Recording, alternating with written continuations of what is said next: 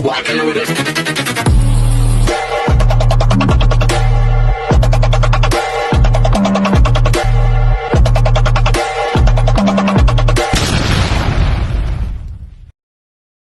Hello beautiful people! Welcome back to my channel. This is your Mama Sam dito sa Sam Sam TV. Kamusta naman kayo mga amigo, amiga, kumare at kumpare? Sana lahat kayo ay okay at safe ngayong araw na to. Syempre, kung ako naman ang tatanungin ninyo, okay na okay ako ngayong araw ng Wednesday. And then, of course, ang bilis lang ng panahon kasi nakakaloka, parang kailan lang nagdiriwang tayo ng New Year ngayon, katapusan na ng January. So, yun. So, kumain na ba kayo ng bonggang-bongga? Ako, yes, kumain na ako. Ang ulam namin today ay, syempre, masarap. Kapaw na may egg. So, kasi sino kasi, parang ilang araw na siyang kumakain ng mga bili namin sa labas. So, ngayon, nagluto na siya ng bonggang-bongga. Ang maganda lang kay No kasi, syempre, talagang masarap talaga siyang nagluto at mapapadami ka talaga ng kain at naluloka ako kasi ang dami ko talaga nakakain, nakakaloka. Sira yung diet ko. Pero, syempre, still beautiful pa rin naman ang Mama Sam dito. Charot! So, yun. So, sana kayo din nakapag-almusal, nakapag-dinner na, kung saan man kayo, di ba? So, I hope na masarap din ang inyong ulam. So, yun. So, ito na.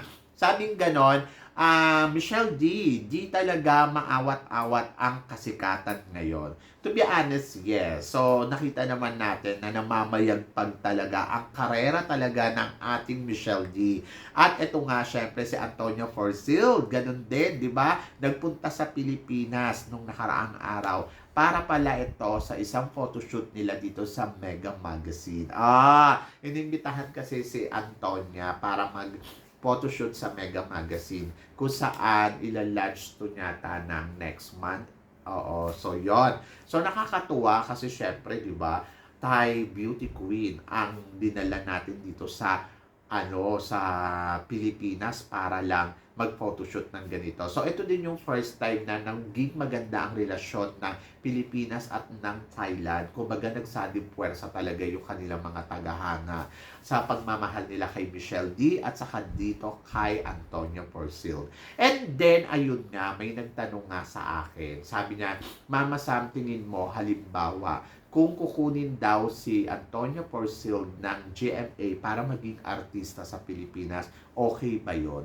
To be honest, okay yun para sa akin. Why not, di ba? So, nakaka-proud at nakakatuwa kasi syempre, parang imagine mo, bibigyan siya ng pagkakataon na mag-artista sa Pilipinas. And then, ayun nga. So, ang nakakatuwa doon, syempre, marami na tayong mga beauty queen na ganito na inimbitahan natin na maging artista sa Pilipinas. Si Dayanara Torres, di ba? Si Dayanara, sobrang tagal niyan at nagkaroon pa yan ng variety show sa Pilipinas ng mga dancing queen, di ba? So, bukod doon, nagkaroon pa siya ng show sa ASAP. Isa siya sa mga original host talaga sa ASAP.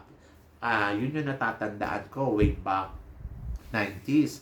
At talagang namayagpag talaga ang karera ng Miss Universe na to. At kahit yung ibang mga beauty queen na, alam mo yun, may mga beauty queen din talaga na sumunod din kay Dayanara na nabigyan din ng pagkakataon na mag-artista o makagawa ng pelikula sa Pilipinas. Kung ako ang tatanungin mo, syempre, matutuwa ako kasi syempre si Antonio Porcil kukuning artista sa Pilipinas. Why not? At kung tatanungin mo naman ako kung sino ang gusto kong makaparehas dito ni Antonio Porcil, syempre gusto ko makaparehas ni Antonio yung mga magagaling nating artistang lalaki katulad ni Piolo Pascual, di ba?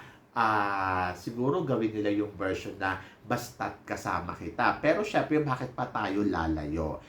Mas maganda magkaroon talaga sila ng movie with our teleserye, short film, kahit short film lang, kahit 10 episode lang, with Michelle D. Tapos gusto ko yung shooting nila sa Thailand and Philippines. So, di ba? Ang bongga nun. So, kapag ganun ang nangyari, ay talaga namang masasabi ko na iba talaga ang galing ng Pinay, di ba? So, yun. So, ako para sa akin ang bongga nun.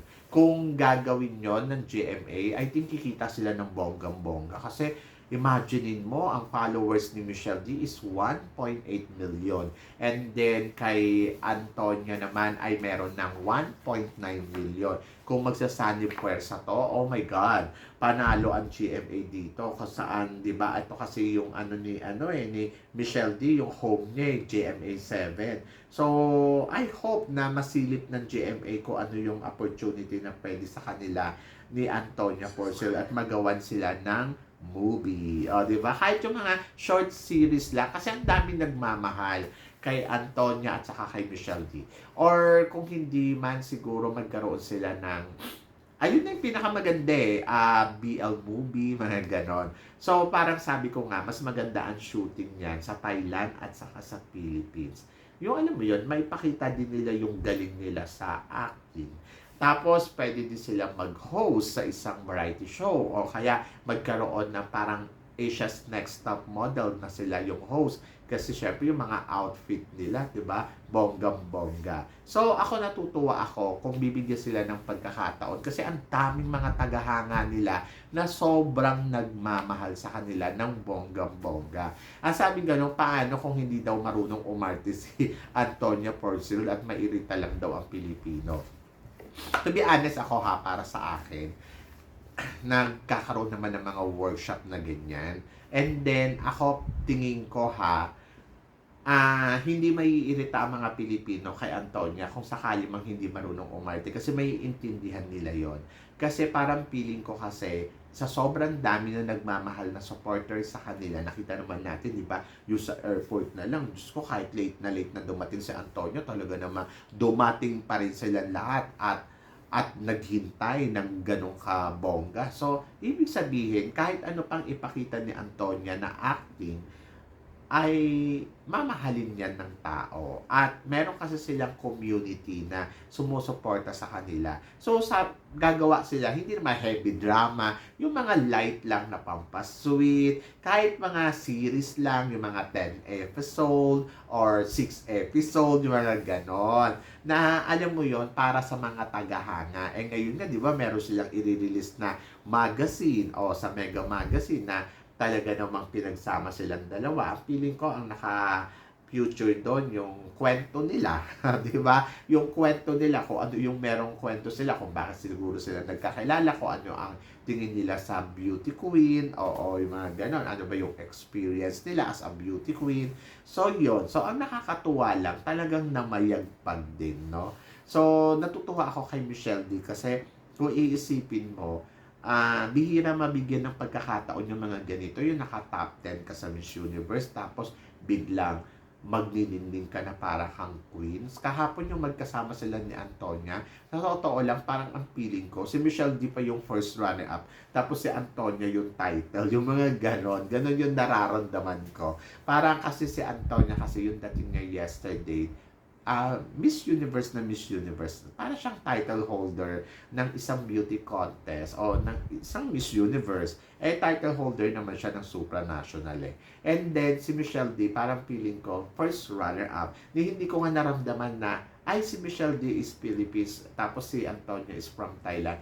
Masyadong maganda yung chemistry nilang dalawa. Tapos yung chemistry nila talagang sumasabog. Yung alam mo yun, yung parang ang bongga na nagkiklik talaga sila as a couple, as a partner.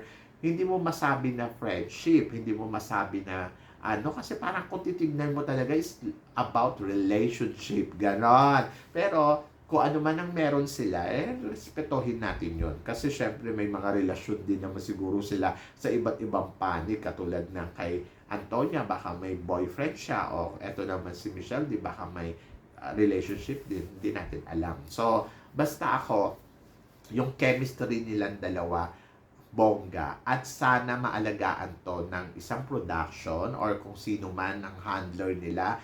Kasi parang feeling ko, kaya pa itong lumago ng mas matagal at ng more pa. So, I hope talaga ang GMA ay mabigyan sila ng teleserye or magawan sila ng project. Tapos, pwede din siguro. Kasi sabi naman ni Antonia, okay daw siya. Basta daw English lang daw yung sasabihin. Kasi nga naman, kung magtatagalog siya, may hirapan siya. So, sabi ko nga, mas maganda nga, gawin nila na alam mo yun, yung series na pwedeng may love chemistry na something na love romance, ganon, o comedy, ano ba to?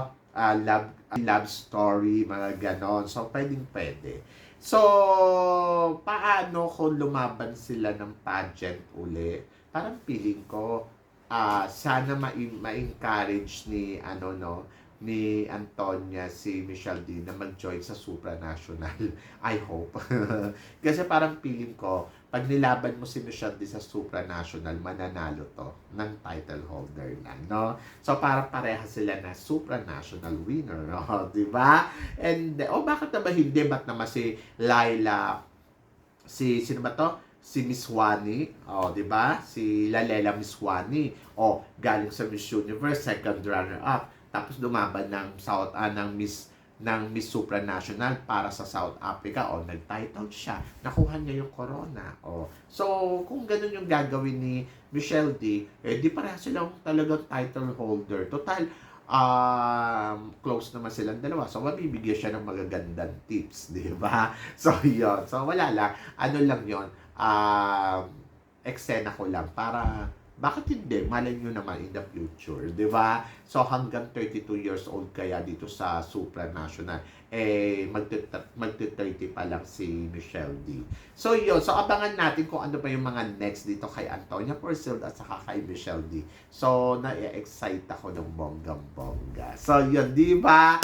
Anyway, kayo guys, ano guys ang masasabi ninyo? Tingin ninyo, pwede nga bang bigyan ng miniseries itong si Antonia Porcel at saka si Michelle D ng GMA7? At ano naman tema ng pelikula ang gusto nyong mapanood sa kanila kung sakasakali? So, please comment below para at least malaman ko naman kung ano naman ang chika mo dito sa mga pinag-uusapan natin ngayon about Michelle D at Antonia Porcel. So, yun guys. Guys, maraming salamat syempre sa inyong lahat sa suporta at pagmamahal na binibigay ninyo dito sa channel ko. At syempre sa mga hindi pa po nakaka-subscribe dyan, please don't forget to click like and subscribe my channel. At i-click nyo na rin po ang notification bell para lagi kayong updated. Syempre, sa aking mga chika. Sabi ng ganon, always keep smiling and always think positive lang para lagi tayong masaya. So guys, hanggang dito na lang. Hanggang sa muli nating chikahan.